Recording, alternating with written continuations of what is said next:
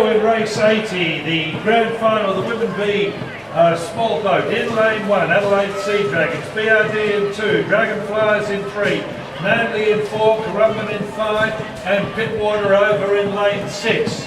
So, everybody well away. It's a line across the field at this point of time. Everybody's paddling strongly, looking to see who may be getting a bit of a fly at the beginning. Maybe it is the Dragonflies, BRD in lane 2, always there. Manly seem to fall back, and sometimes they have a spring in them. Over to lane 6, walk off the pace. Pittwater might be a little bit, but everybody's still paddling strongly. And in lane 3, it's the Dragonflies doing very well. And it's going to take this out. Who's it going to be over? Manly coming up to take position.